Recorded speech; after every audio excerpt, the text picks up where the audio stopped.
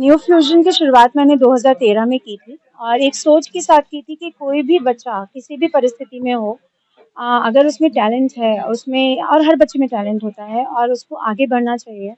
तो बच्चे बहुत सारे पीछे रह जाते हैं इस वजह से, क्योंकि उनको कोई हाथ पकड़ने वाला नहीं है।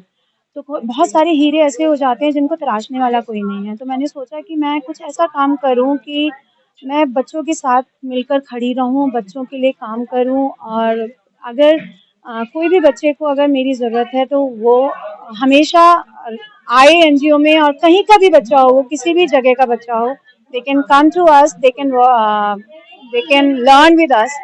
और हम शिक्षा दे रहे हैं बच्चों को, हम बच्चों को परफॉर्मिंग एंड विजुअल आर्ट सिखाते हैं, हम बॉक्सिंग सिखाते हैं, बहुत सारी चीज़ें हैं जो हम सिखा रहे हैं बच्चों को। और मुझे बहुत खुशी होती है कि मेरे करीब 60 करीब बच्चे ग्रेजुएशन में हैं, कुछ कर चुके हैं, जॉब कर रहे हैं, और उनमें से बहुत सारे आज आए हुए थे और हमारे साथ एज ए टीम काम करते हैं। तो बहुत खुशी होती है। देखिए, एक शब्द में कह सकता हूँ कि अद्भुत। समाज जिस तरह से विकृत हुआ है और उसमें किसी तरह से विकृतियां आ रही हैं, और जैसा कि अभी कहा भी कि हरियाणा राज्य तो लड़कियों की दृष्टि से थोड़ा पिछड़ा रहा, और लेकिन अब तो अनुपात काफी अच्छा हो गया है। लेकिन जो शक है, विश्वासहीनता है, वह घर और घरेंदो सबको तोड़ रही है। और इस विश्वास को जागृत करने का ही एक प्रयास है इस नाटक में, जो कठपुतली के माध्यम से प्रस्तुत किया गया है कि हमें समाज में कठपुतली बनकर नहीं रहना है, हमें दूसरों के हाथों से नाचना नहीं है, हमें आप अपने आप विकसित होना है, हमें आगे बढ़ना है और समाज को रास्ता दिखाना है।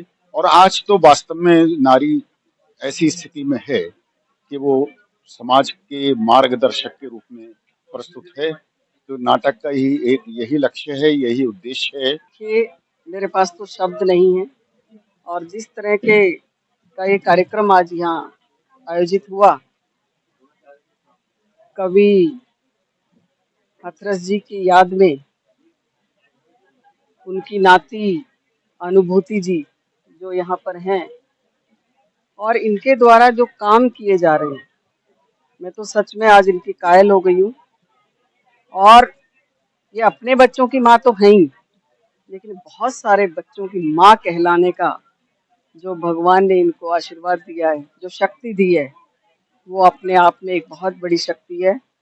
और मैं तो ईश्वर से कामना करूंगी कि अनुभूति जैसे लोग इस समाज में बहुत चुनिंदा होते हैं, और वो ऐसे, जैसे इनका नाम है, इस नाम को साक्षात्कार करते हुए इस देश के अंदर, इस संसार के अंदर वो अनूठे नायाब काम कर जाते हैं।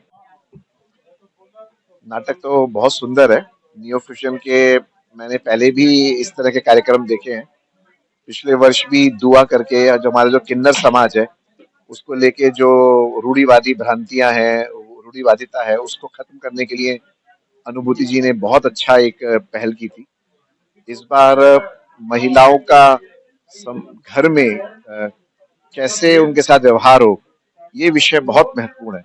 और अगर आज आपने देखा होगा तो अक्सर उसमें से कुछ कुछ रिफ्लेक्शन हर एक के घर में, जीवन में नजर आता है। तो ये नाटिका के माध्यम से हम सबको, समाज को एक तरह से दर्पण दिखाया है अनुभूति जी ने, कि कहाँ कहाँ हमें करेक्शन करने की जरूरत है, कहाँ कहाँ हमें मातृशक्ति को, महिलाओं को सम्मान देने की जरूरत है। बस उसकी सफलता जो डिपेंड करती है कि वो कितना लोगों के मन को झंकारित करता है, उसको कितना प्रभावित करता है। रुनझुन और अनुभूति, ये दोनों ही नामों को साकार किया है अनुभूति जी ने, क्योंकि सभी के दिल को, अंतरात्मा को झंकारित करने का कार्य इस नाटक ने किया है। कठपुतली एक घर की समस्या को उठाती है, जो शक को और विश्वास को लेकर उत्पन्न होती है। और वैवाहिक जीवन में जो सबसे महत्वपूर्ण पहलू है वो है विश्वास, और वो विश्वास होना अत्यंत ही आवश्यक है, और वो शक को समाप्त करती है कठपुतली नाटक। बहुत बहुत बधाई कठपुतली।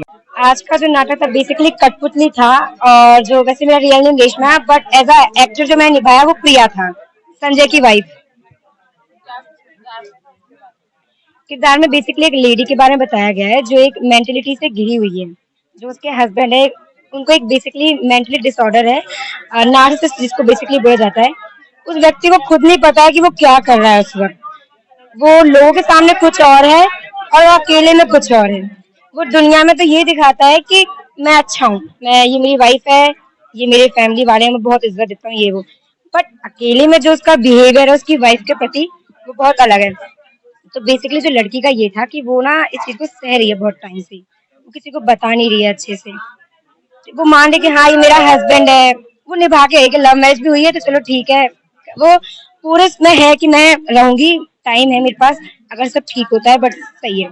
बट एंड द टाइम जब एज भी बहुत हो जा रही है, हो रहा है, टाइम पास हो रहा है, बट चीजें वैसी हैं, बढ़ती जा रही है चीजें, बट कुछ ठीक होने पे नहीं आ रहा। तो वो उसी चीज से घिरी हुई है कि कब ये ठीक होगा, कब ये ठीक होगा। एंड द मोमेंट वो सोचती है कि नहीं अब बहुत हो गया है, अब मुझे निकलना है। त्रिशोलकर, मेरा अमित, माय प्रिया, ये मेरी बेस्ट फ्रेंड। हाँ, जिससे मैं बहुत ज्यादा नफरत करता हूँ। मेरा किरदार किरदार तो बेसिकली वैसा था कि चिड़चिड़ा चिड़चिड़ा। हाँ, नहीं चिड़चिड़ा नहीं था। हाँ, कि मेरे को ऐसा था कि मेरा जो कैरेक्टर था वो था कि मैं इससे प्यार करता हूँ, अब ये मेरी प्रॉपर्टी है। मतलब प्यार नहीं, फिर वो प्यार बदल गया, अब वो मेरी प्रॉपर्टी है, वो कहीं नहीं जा सकती, वो कुछ नहीं कर सकती, वो बस मेरे पास रहेगी, मेरा कहना मानेगी और जो मैं बोलूँगा वो करती रहेगी, बस। तो अभी जैसे ही अपने मेरे कैरेक्टर हिसाब से जैसे ही अपने पर फैलाती है, तो ये बहुत अजीब लगता है ना जिसका। तो बस वही है कैरेक्टर के बारे में। तो बाकी तो ये जब हम इसकी प्रैक्टिस कर रहे थे ना तो इनको बड़ी डांट पड़ती थी। मतलब ये रियल में ऐसे सच में नहीं है, इतने आराम से बात करना, ना गुस्सा करना कुछ। तो ये था कि कैरेक्टर पकड़ो, ये करनी है, वो चीज करनी है, गुस्सा दिखाइए। अरे मैं हुई नहीं ऐसा, मैं करता ही नहीं ऐसा। मुझे बहुत प्रॉब्लम हुई बट इनको ज्यादा हुई। ये रियल में ऐसे नहीं पर्सनली है। अजीत भैया का करेक्टर बहुत सॉफ्ट है, बहुत काम soft, है। बहुत लाइट है वो। बट जो उन्होंने किया है, इसको संजय वाले एक्ट को पकड़ा है, अमेजिंग। मैं कहना चाहूंगी भैया ने बहुत अच्छा किया। हम पीछे विंग्स में भैया के डायलॉग सुने तो हम कहते अरे वाह, भैया इतना अच्छा तेज कैसे बोलते हैं, बहुत लाइट बोलते हैं भैया। गुस्से में भी होते हैं, डांट भी होते हैं, लगता ही नहीं कि वो डांट रहे हैं।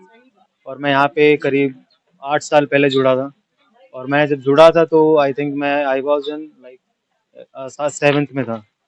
सो उसके बाद से फिर मेरी जर्नी वहाँ से शुरू हुई न्यू फ्यूजन के साथ। न्यू फ्यूजन के साथ बदलाव ये देखिए कि इससे पहले की जो मेरी लाइफ थी, जो सारी चीज़ें रही हैं, वो बहुत डिफरेंट थी। क्योंकि मैं नशे में और इन सारी चीज़ों में, क्योंकि मैं अभी जैसे गुड़गांव जैसे शहर में रहता हूँ, वहाँ के लोग काफ़ी लोकल, जैसे ड्रग्स लेना, ये सारी स्मोकिंग वगैरह, ये मतलब नॉर्मल सी चीज़ है। तो मैं भी इन सब चीज़ों में था। उसके बाद फिर मैं जब न्यू फ्यूजन में आया तो वो उन्होंने मेरी लाइफ पूरी बदल दी। तो ये मैंने चेंजेस अपने में देखे। मैसेज प्ले के थ्रू मैं यही देना चाहूँगा कि जब भी आप लाइफ में आपका कोई भी पार्टनर बने तो उसकी चीज़ों को समझें, है ना। आप ज़्यादा अज्यूम ना करें कि वो क्या कर रही है, क्या नहीं कर रही है, किसके साथ है। आप एक विश्वास रखिए कि जो भी करेगी वो अच्छा करेगी, मेरे साथ बुरा नहीं करेगी। तो वो बस विश्वास वाली चीज़ है। जब न्यू फ्यूजन गुड़गांव में स्टेब्लिश नहीं हुआ था, मैं तब से लाइक जुड़ा हुआ हूँ, है ना, न्यू फ्यूजन से। तो मैं अगर तब की बात करूं और अब की बात करूं तो मेरे को तो बहुत ही अच्छा लगा। जैसे बच्चे लाइक ग्रो कर रहे हैं ना, जो छोटे छोटे बच्चे थे मेरे सामने अभी बड़े हो गए। वो प्ले में जैसे अजीत है, वो बहुत छोटा था जब मैं उससे मिला था। मैं ये बोलूंगा कि प्ले ओवरऑल जो वो दिखाना चाहते थे, लाइक, है ना, कई बार हम डिपेंड रहते हैं, अपनी लाइफ डिपेंड कर देते हैं पूरी तरह से, तो वो नहीं होनी चाहिए। जैसे एंड में उसने माना कि like end of the day हमें अपनी लाइफ अपने हिसाब से जीनी चाहिए, है ना।